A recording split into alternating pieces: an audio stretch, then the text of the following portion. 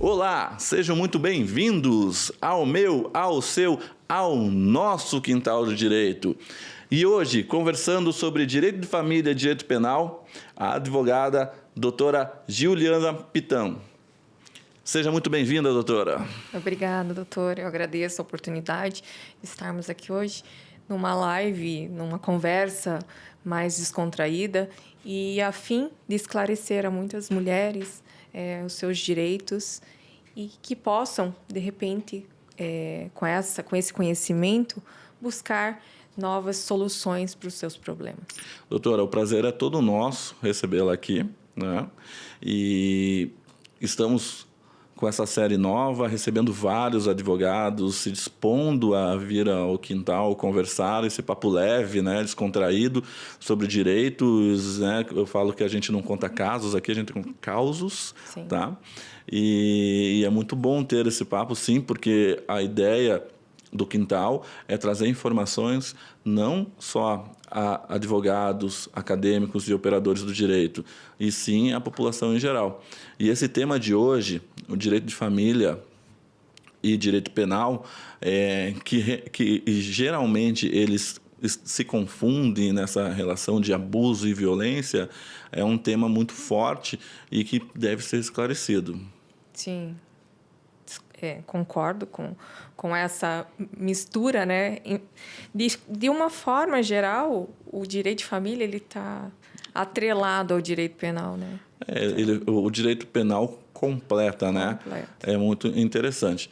Nesses decorrer desses anos que a senhora advoga, tem algum caso que ficou marcado com essa situação para a senhora?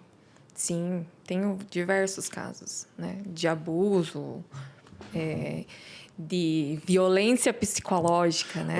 Antes da doutora explanar isso, vamos conhecer um pouco mais, deixa o pessoal conhecer a senhora um pouco mais.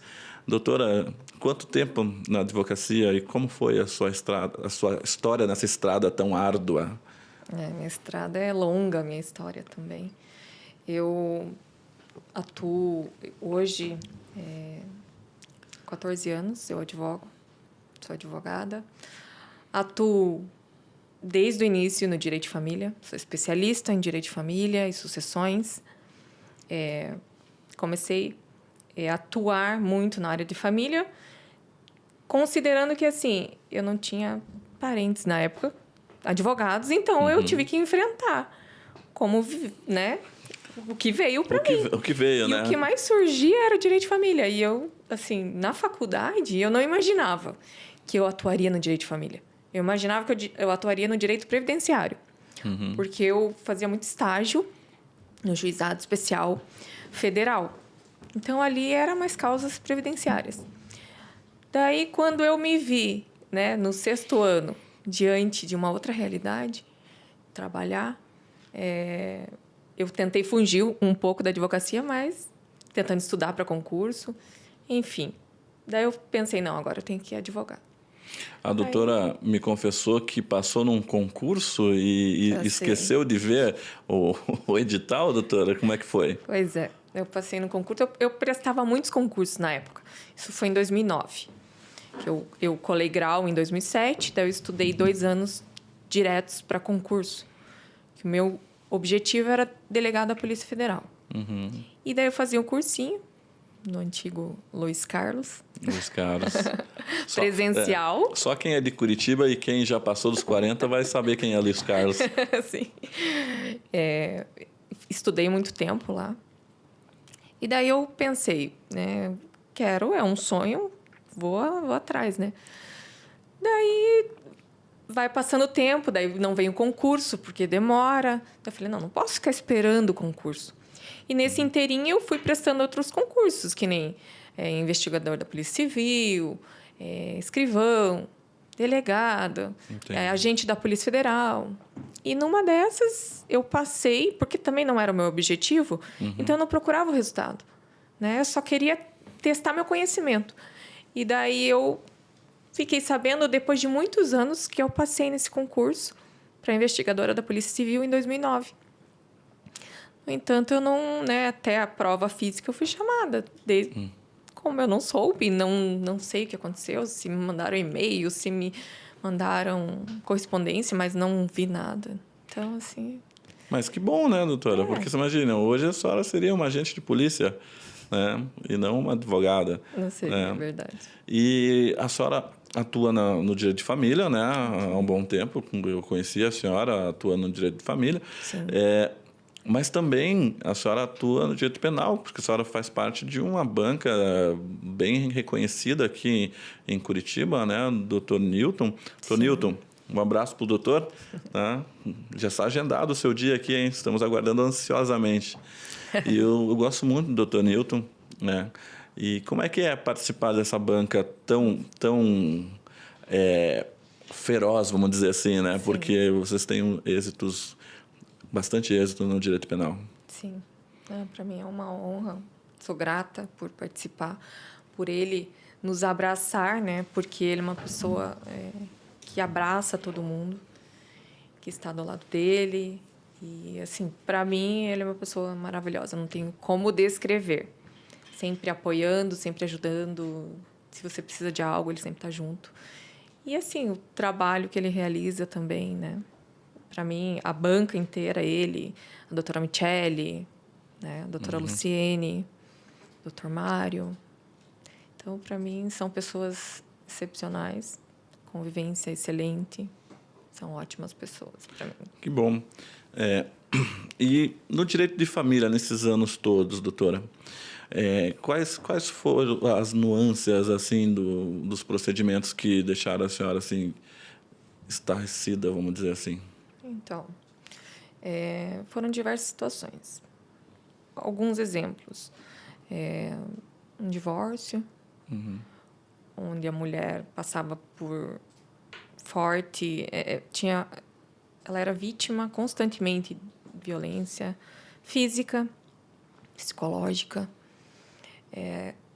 O ex-marido tinha condições financeiras e de ter ela sendo muito mais jovem, ele fazia com que assim, uma ameaça velada, mas assim, a constrangia, fazia com que ela não fosse sair trabalhar, não pudesse trabalhar, e nessa ela engravidou, teve 2 filhos, e assim, sempre sendo submissa, violentada psicologicamente, submissa também, muito, porque dependia financeiramente, totalmente dele, né? E é uma submissão não que ela gostaria, é uma submissão implícita, né? Então, às vezes, até sem perceber, eu vejo que nos dias atuais, os relacionamentos, no escritório nosso, a gente atua em vários segmentos, né? A doutora Paula, ela faz lá os divórcios, às vezes a gente acompanha, e a gente vê que os relacionamentos de hoje são relacionamentos muito complicados, porque hoje se atenta mais a essas situações implícitas que aconteciam no passado e se achavam que aquilo era comum, né? Mas a senhora tem algum parâmetro assim para demonstrar para o nosso público o que configura esse abuso?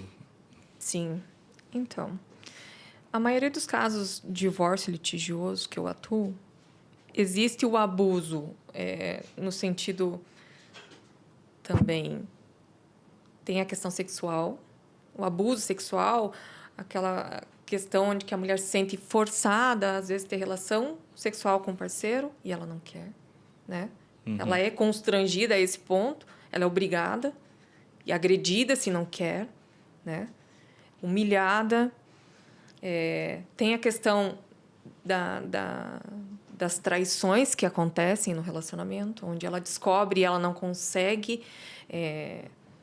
se desvencilhar desse relacionamento por ameaça, por questão da violência patrimonial, onde ela não vai ter condições de ir adiante, porque muitas vezes tem filhos, ou a idade, tem uma certa idade que daí não pode ser inserida novamente no mercado de trabalho, né?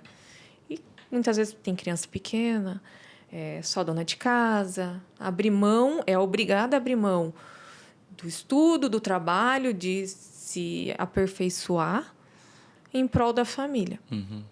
Então, tem esses abusos, tem abuso que eu diga assim, questão também do patrimônio, onde o marido ele esconde bens. Ela não tem noção de que bens eles... Né? Porque eu atuo assim, em divórcios bem complexos, né? Onde possuem empresas nos bens, né? Na partilha. Tem muitas empresas. E daí isso é uma situação bem complexa, porque você tem que fazer o levantamento das empresas. Às vezes tem dinheiro fora, né, do Brasil, aplicações. Então, você tem que buscar. É o que nós estávamos conversando agora há pouco, e quando nós encerramos a gravação anterior, exatamente o que a gente vê pouco hoje é o que vocês praticam, né? Na esfera de família a gente vê isso muito, na esfera criminal também, que é o advogado investigatório, né?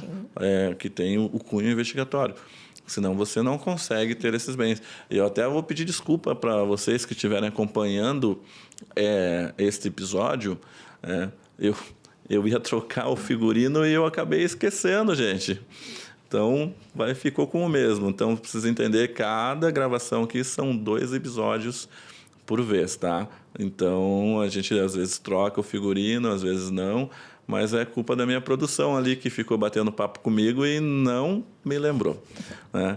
Vamos lá, doutora. Então, assim, eu vejo muito isso, né? Eu vejo essa situação.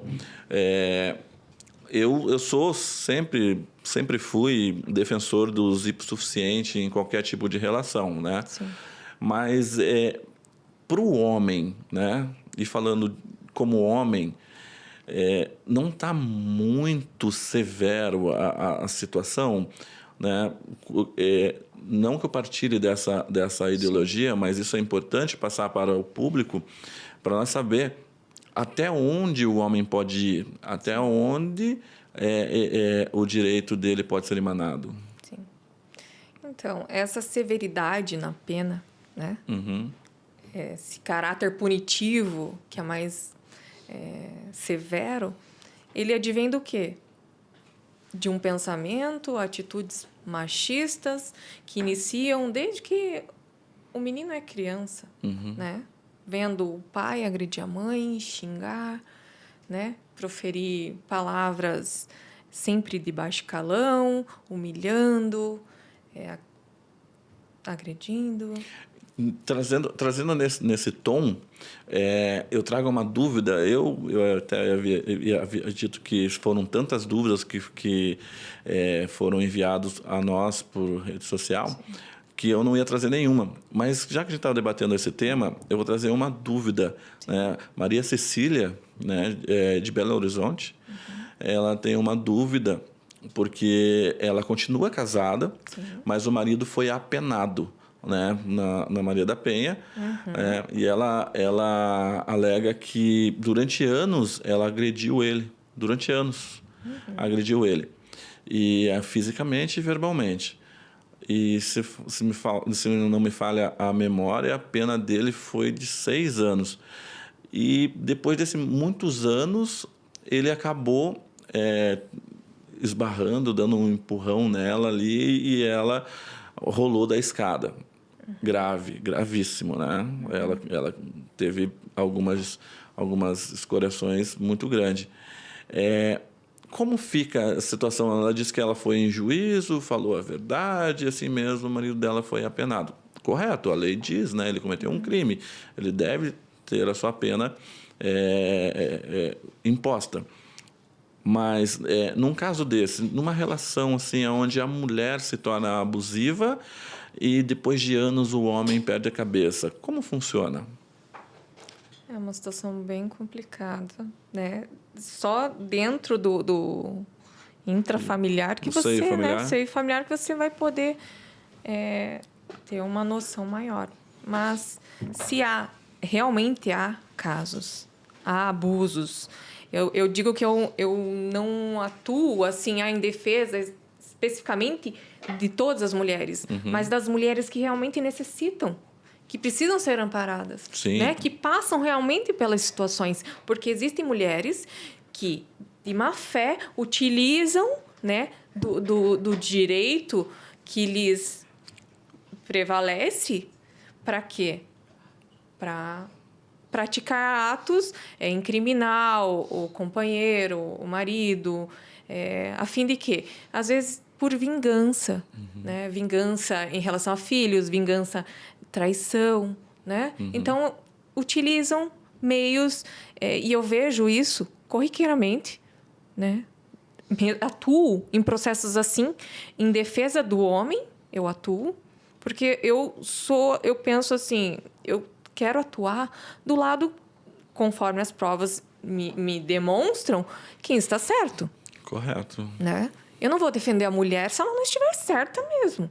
E eu tenho uma situação dessa, onde eu pedi a guarda, porque assim, foi dada entrada no processo, reconhecimento de solução de união estável, eles viveram há mais de 20 anos juntos, tiveram 4 filhos. Desses filhos,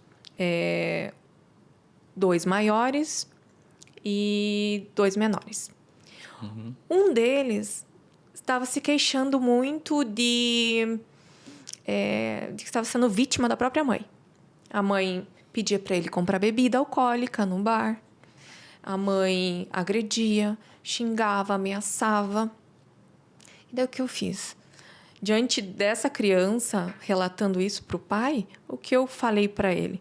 A princípio, você fique com a criança, até porque não tinha determinação inicial, não teve uma liminar que deferisse a guarda provisória a um dos dois ou a guarda compartilhada. A juíza não se manifestou nesse sentido, né? Deixou para o final do processo. Aí, o que eu pedi? Eu pedi a guarda unilateral do pai e a suspensão das visitas da mãe.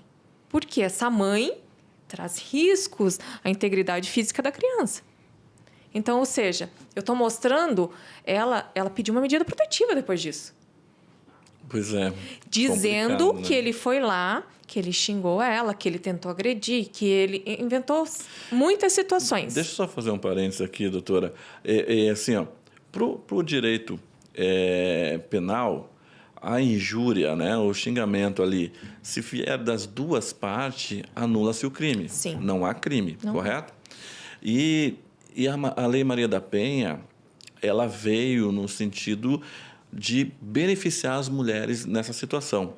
E quando uma mulher ela vai lá, ela é uma mulher rixosa, né, que pauta em rixas, né, Sim. ela vai e fica por horas tirando a paciência do homem, e o homem grita no mesmo tom dessa mulher, na cabeça dela é crime, violência psicológica. Sim. Né? Você me fez violência psicológica, mas o que eu fiz a você?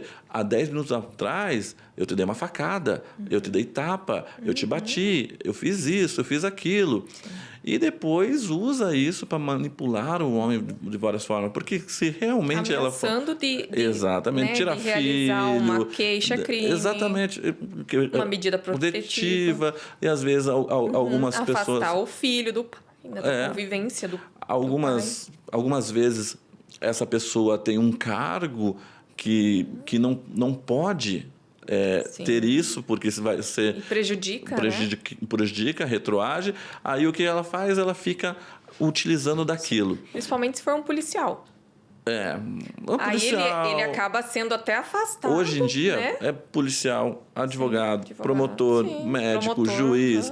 Essas pessoas todas, se tiver uma Maria da Penha, o próprio órgão de classe penaliza eles. Então, assim... Aí essa pessoa utiliza ali, eu vou colocar dessa forma, utiliza disso de forma para impor algo, né? Você vai ter que fazer isso, vai ter que fazer aquilo, e vai levando. Sim. E é muito triste, porque daí quando ele perde a paciência, realmente ele é penalizado. Sim. Realmente. Então, é uma situação vexatória que uma mulher faz isso. né? E eu aconselho todas as mulheres que elas têm um relacionamento tumultuado, não é um relacionamento abusivo. Para ser abusivo, tem que vir de uma parte só. Sim. Se vem dos dois, os dois têm que separar e ir um para cada lado. Não permaneça nesse tipo de relacionamento. Mesmo porque, dessa forma, é apenas o homem que perde. Porque se tiver uma viatura lá, a mulher está chorando porque xingou, porque... Vai deslocar, Sim. vai encaminhar para a delegacia da mulher e vai ser detido ali, preso, né? E a sorte que, por mais que a lei Maria da Penha ela não tenha precedente para o delegado arbitrar a fiança, os delegados arbitram. E é a sorte de alguns homens. Mas eu defendo, né, a mulher que é hipossuficiente de uma relação, Sim. aquela realmente que está em situação de abusividade, né, e ela realmente está precisando, né? Como a gente pega vários casos nesse sentido. E a doutora, eu já vi que abomina esse tipo de mulheres que utilizam desse jargão. Concordo, né? sim. Discordo plenamente. Eu acho que um relacionamento ele é pautado no respeito, no amor, né? Na comunhão. E se você não tem o respeito, para que levar adiante? Então, para mim, é muito simples. Ou eu, que atuo na área do direito, para mim, às vezes, vem colegas e me falam, mas meu relacionamento está assim, assim, assim. Eu falo assim, é simples. Fique sozinha. Né? Fique sozinha. Não se sinta tão carente de uma relação, porque é uma carência emocional. Então, você tem que tratar outro lado. Eu né? tive uma cliente um tempo atrás, né, que estava nessa situação. Aconselhei ela da melhor forma possível. No nosso escritório a gente tem pedagogo, tem psicólogo lá. Sim. E a gente aconselhou ela a sair dessa relação. Mas ela dizia que ele volta atrás e ele conversa comigo, a gente volta, né? Mas daí você tem que dar um basta, né? Porque tem que ser forte. Se você volta, é porque você tem sentimento pela pessoa. Sim. Então, o sentimento dói, é química, Sim. né? Demora para sair do corpo aquilo, leva em torno de 90 dias. Sim. Então, quando a química sai do corpo, né? Sim. Você vive a tua vida tranquilamente. Por isso que a gente fala, né? Que o ponto principal é a força de vontade Sim. de sair da relação. Porque tem um colega meu advogado que advoga há muitos anos, 50 anos, ele deve ter uns 80 anos. A OAB dele aqui no Paraná é 7 e está vivo ainda. E eu espero que viva muito mais. Né? Então, assim, ele falava para mim uma coisa, né? Que o homem é o único ser que ama numa relação. Eu sei que todo mundo vai discordar disso, tá? Mas vamos tentar ver se vocês conseguem entrar na linha do raciocínio desse meu colega. O homem é o único que ama. Você não vê mulher sendo mendiga na rua por amor, só por drogas. Né? Um homem, quando ele perde a sua esposa e a família... Tem profissionais do direito que vai para a rua, tem profissional da medicina, a gente já viu relatos aí na televisão nesses anos todos de pessoas com capacidade técnica e intelectual muito grande e na rua, né? Porque foi frustrado numa relação. Sim. E diz que daí, né, o homem ama, a mulher troca de relação, porque diz que a mulher o homem busca amor e a mulher busca segurança. Isso é uma realidade? A senhora que é mulher, a senhora pode falar com propriedade uma coisa dessa? Então, eu não concordo plenamente com essa, né? Para mim, porque assim... Se não concorda plenamente, concorda um pouquinho. Um pouco. Aí, ó. Um pouco porque você busca as duas... Eu busquei as duas coisas. Uhum. Eu namorei uma única pessoa na adolescência, casei, tive meus filhos, só que eu fui vítima de violência. Uhum. Fui. E mesmo sendo advogada, eu não conseguia me livrar, porque eu tinha medo. Só que o que eu buscava nele? Eu buscava, era um relacionamento que eu não buscava segurança, eu digo, só financeira. Porque nós construímos juntos a nossa vida, né? A segurança que eu digo não é a financeira, porque tem muita mulher que vive com o homem numa situação ruim. A segurança é sentir... Dele protegê-la. Exatamente, proteção. Sentir protegida. Exatamente. Eu busquei a segurança da proteção, porque você sai da tua casa, né, da proteção do teu pai, do meu lar, que como eu tinha um irmão, né, e sempre querendo te proteger. E daí você entra num relacionamento que você até então você namora e você não se dá conta que é abusivo. Pode mostrar. E daí se torna abusivo no decorrer do seu casamento. Aí vem os filhos e cada dia começa a ficar pior e você começa, poxa, essa pessoa não é o que eu conheci lá atrás. Né? Com o tempo... Porque muda, você vê, né? eu namorei 3 anos, casei e fiquei casada 14 anos. E nessa eu sempre tendo a esperança que ele mudasse. E nunca mudou. A partir do momento que eu decidi, eu tive que chegar a essa conclusão. Eu era advogada, eu tinha tudo na minha mão para fazer. Eu tinha independência financeira. Eu não dependia dele, para nada. Eu trabalhava muito. Então, ele, um ótimo pai, mas comigo não era um excelente marido. Deixava muito a desejar, principalmente na questão de abuso psicológico, violência psicológica, né? E o que configura a violência psicológica? É importante a gente deixar claro aqui para quem está acompanhando. Essa questão que a gente relatou um pouco antes. Você não vai ficar com os filhos, você não tem condições. Você nunca vai ter um novo relacionamento, ninguém vai te querer com 2 filhos. Você vai... Imagina, olha para você, você é horrível, te xinga, né? Mas tem que ser unilateral, né? Não pode ser uma coisa que seja os dois fazendo a mesma coisa, né? Os dois partilhando das mesmas agressões e as mesmas palavras. Eu tinha medo dele. Eu não fazia isso até porque não é de mim. Sim, mas eu digo para o direito, né? Por mais que algumas pessoas sejam até condenada, né? Eu vejo algumas reformas em apelação quando se traz provas que os dois praticaram o mesmo crime. Né? É como esse caso concreto que eu trouxe. Na lesão corporal, vamos supor. Não, na lesão não. É só na injúria. Só na injúria. Lesão não tem, né? Aí é igual o caso concreto que eu trouxe da Maria lá de BH lá. Né?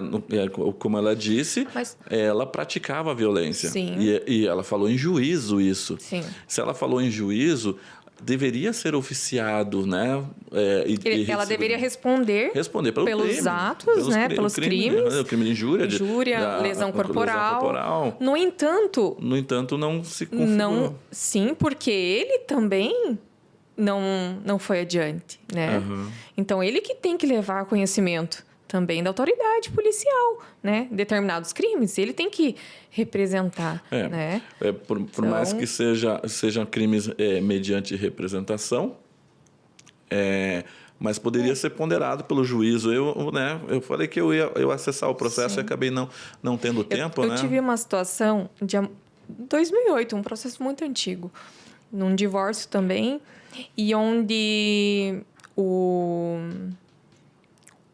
o esposo, ele teve uma discussão, a ex-mulher dele, ela tinha bipolaridade, é bipolar, e daí ela precisava tomar remédios contínuos.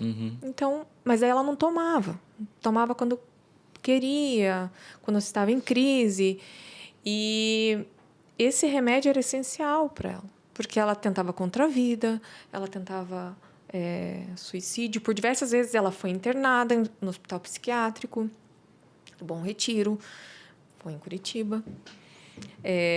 Para alegria de todo mundo, o Retiro não existe mais, né, doutor? Não existe. Ninguém vai internar lá. Não. Aí o que aconteceu nessa situação? Ela requereu a medida protetiva, ela teve a medida protetiva deferida. Eu fui advogada do esposo. E daí o que eu falei para ele? Ele foi agredido por ela. Ela quebrou o lustre e foi para cima dele. E ele se defendeu segurando o braço dela. As marcas ficaram no braço. Ou seja, ela foi concedida a medida protetiva por conta das marcas no braço. Esse processo foi, né?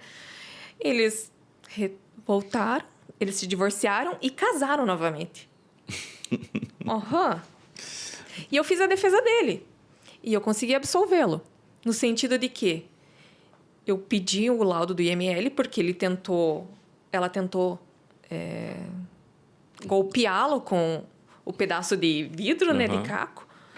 E daí ele tinha o exame, corpo de delito, que eu falei, a primeira coisa, vai no IML. Né? E daí esse processo eles já estavam juntos novamente. Daí ela falou que eu juntei todos os laudos médicos, né? Ela falou assim, eu realmente estava em crise, mas eu estava num momento de surto porque eu descobri uma traição e eu quis me vingar dele e pedi a medida protetiva. E foi isso. E ela não foi...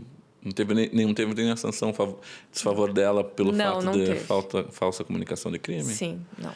Então, doutora, é muito triste, muito triste. Um detalhe, que ela chegou na delegacia, ela relata isso, que quando ela chegou na delegacia da mulher, ela foi instigada a realizar o boletim de ocorrências. O que acontece com a maioria? A pedir a medida protetiva. É muito complicado, porque nos dias atuais, né, você levou a pena,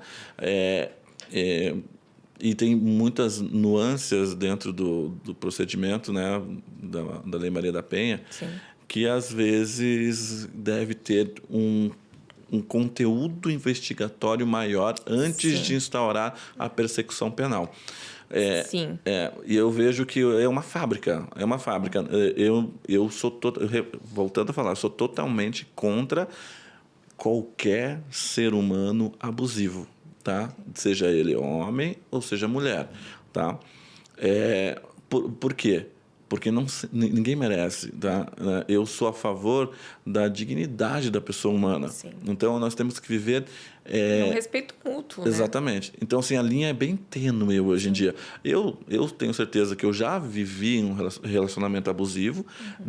Nesses relacionamentos, provavelmente eu já fui abusivo, né? Porque você é ser humano, você acaba, às vezes, devolvendo as ofensas na mesma palavra, mas... Com esses erros do passado, eu aprendi muito, né? E por ser um professor, né, de direitos humanos, né, eu educar em direitos humanos, isso também fez eu pensar totalmente diferente, né? Tanto é que hoje eu ajudo. Nós temos um departamento no escritório que pega pro bono nessas situações quando é uma mulher, né? Nós tivemos semana passada um marido que deu com um pedaço de pau na cabeça da mulher, abriu um talho, né, na cabeça da mulher, não contente com isso, tacou fogo no carro dela, né, e veiculou por todas as emissoras de TV aqui paranaense e pela internet. É muito triste, né? Mulheres sendo agredidas por causa de pet na rua. Sim. Então, a gente acaba, assim, pensando muito mais na proteção. E eu acho muito bom a lei da maneira que está. Porque se não consegue educar para não fazer isso, tem que sancionar. Sim. Né? O direito penal ele surge para isso. Exatamente. Né? Então, assim, tem que sancionar, mas o que eu acho que a lei não deveria ser para uma pessoa só. A lei deveria ser para ambos. Eles deveriam ter corrigido o Código Penal ao ponto de elevar a sanção em todos os crimes em relação doméstica, seja para homem ou para mulher. Eu acho que essa equidade ia fazer que com todos mudassem. Porque hoje eu vejo muita mulher, como a doutora disse, instigando o homem a cometer aquilo que a lei diz que é crime. Sim. Provoca, né? Tem a situação de provocação para tirar a pessoa do plumo, né? E o quê? Ela obter o que ela quer. Exatamente. Que é a medida, porque, assim, basta para você ter o direito à medida protetiva hoje, os juízes... Eu até entendo, né?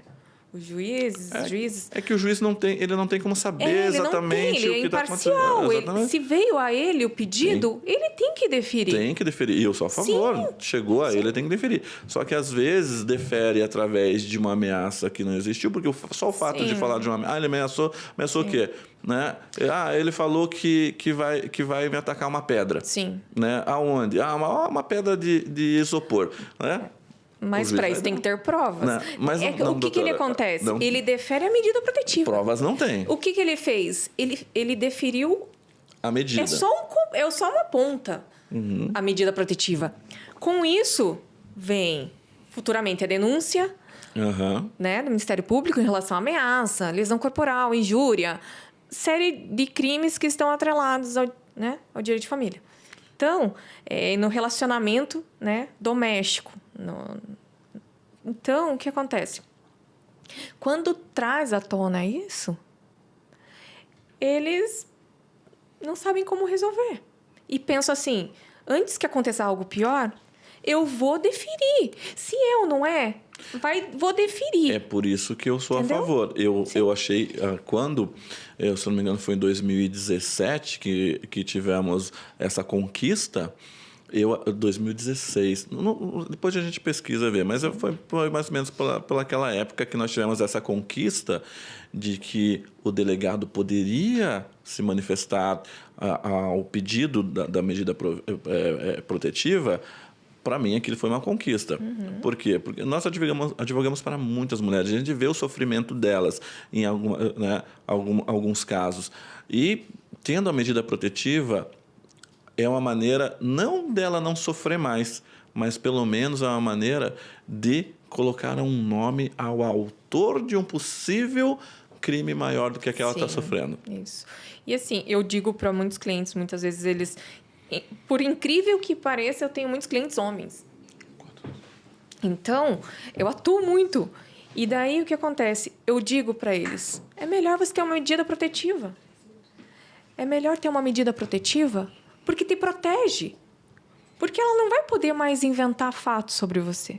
Mas o que acontece? Ela pode dizer o quê? Porque ela muitas vezes se arrepende. Uhum. Se arrepende, ela mesma entra em contato, ela mesma procura, ela mesma vai atrás, né, do companheiro. E ela mesma quebra essa medida protetiva. Na maioria das né? vezes. Né? Assim, seja daí Porque o que acontece? O homem, ele descumpre. Se ele descumpre, ele vai responder severamente por esse descumprimento. Prisão preventiva. É. E a mulher, quando ela descumpre, teoricamente, a medida caiu, né? Mas muitas vezes não revoga. não, mas teoricamente Ainda mais tem filhos. Ela cai, né? Teoricamente, mas para cair tem que ser manifestado vontade em juízo, ou seja, alguém, né, através do seu advogado, tem que falar, olha, peticiona lá e diz, ela está em contato comigo novamente. Então, automaticamente aquela medida ela cessa, né? Mas não acontece, na realidade não acontece. E uma coisa interessante para se dizer para o pessoal que está assistindo em casa e o pessoal da live lá, que hoje existe tanto arrependimento que é feito audiências comunitárias todos os dias no juizado de violência contra a mulher, né? Então, todos os dias tem ali 20, 30 mulheres fazendo uma audiência coletiva para retirar a medida protetiva. Sim. Então, será que algumas dessas realmente sofreram o abuso e da maneira que falaram? Sim. Ou se arrependeram porque tiveram uma dor na consciência? Eu acho que varia. Varia? Depende da situação, porque assim, é um misto. Um misto de quem não fala a verdade, quem se utiliza, né, da lei que ela beneficia a mulher o suficiente. A mulher que está em risco realmente, a verdade, ela beneficia essa mulher. E outras mulheres tentam se beneficiar, né, sabendo que vai conseguir, porque o pensamento do juiz é nesse sentido, é deferir se é verdade ou não, tudo bem, eles não vão ficar discutindo. Então, ela vai em busca disso. Então, tem mulheres que realmente passam por essa situação e buscam no seu limite, esperam até não aguentar mais. Tem outras que fazem isso pensando assim, poxa, agora ele vai parar. Porque realmente passa, mas não quer prejudicar o companheiro. Ou quer seguir a vida dela, ou quer continuar, mas que ele a respeite. Que ele entenda que tem uma lei que a protege, né? Também tem isso. E também tem as que se aproveitam disso, que eu acho que é a minoria. A minoria se aproveita? Eu acredito. É uma minoria. Eu acho que realmente a mulher, quando chega no ponto de procurar, é porque ela realmente precisa. Porque é muito difícil para uma mulher passar por toda a situação, ter que explicar o que está passando e sabendo que ela pode, de repente, voltar atrás, porque geralmente a gente perdoa muito fácil. A gente esquece quem te agride, esquece quem te xinga, profere palavras que te humilham, que te machucam, né? E ela vai tentando superar tudo isso. Ela se arrepende. Por quê? Porque ela pensa na família dela. Ela pensa nos filhos, pensa no esposo, que ama, e não, que daí ele vem, se diz arrependido também, né? Tem muitos. E é um ciclo, né? As Sim. pessoas passam anos nessa situação. Anos. E não é só por dependência financeira. É porque quer ver, acredita que aquela pessoa realmente vai mudar. E não muda. Dificilmente muda. Aí, com a medida protetiva, muitas vezes muda. Eu já vi. Muda Após a medida protetiva. Fica maravilhoso. Um anjo. Entendeu? Fica longe, né, doutora? Não, fica junto. Porque ele aprende que ele não pode agredir aquela mulher. Que ele não pode magoar, que ele não pode cometer violência psicológica. Porque a violência psicológica hoje é uma causa, né? O artigo, a Lei 14.188, de 2021, trouxe essa alteração no Código Penal. Sim. Né? E hoje a violência psicológica ela está no artigo 147b. Ou seja, é uma causa de realmente ser deferida a medida protetiva. E o afastamento do lar. A violência psicológica. Não, eu entendo Entendeu? que isso foi uma coisa necessária, né? Porque a maior violência que a mulher sofre é a psicológica. Sim. É diária isso. Diário. Então, assim, mas eu, né, como disse... As vias de fato acontece, mas sempre é a violência psicológica que Sim. impera, né? Como eu disse, a linha é bem tênue para poder você determinar em certas relações o que é a violência psicológica. Então, mas... A isso lei é tem um importante. rol exemplificativo, né? Que podem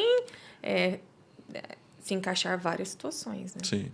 Ali são alguns Ainda exemplos. bem que tanto a mulher quanto o homem pode se defender judicialmente, né? Imagina se fosse totalmente inquisitório. Sim. Né?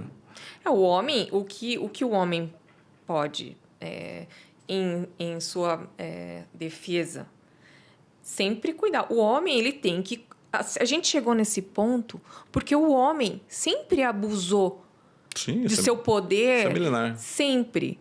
Então, se a gente chegou nessa situação, é porque tem uma causa. Então, é necessário a gente chegar num ponto onde todos se respeitam. Isso não vai acontecer agora. Né? Eu tenho filhos. Tenho um filho de 20 anos, uma filha de 12. Mulher, minha filha. Então, eu me preocupo com a minha filha. E ela vai demorar para ela aproveitar, para ela viver num relacionamento, de repente, ou ver situações que não existem, sabe? Essa... cultura. Não existe ainda, doutora, porque por mais que exista muita gente sendo contra uma sociedade patriarcal, eles aceitam ainda essa sociedade patriarcal. Sim. Então, essa sociedade patriarcal, ela impõe o machismo, e não só do homem, existem mulheres machistas também, né? E enquanto não educar essas pessoas ao ponto de entender que a sociedade patriarcal era lá 1700, 1800, né?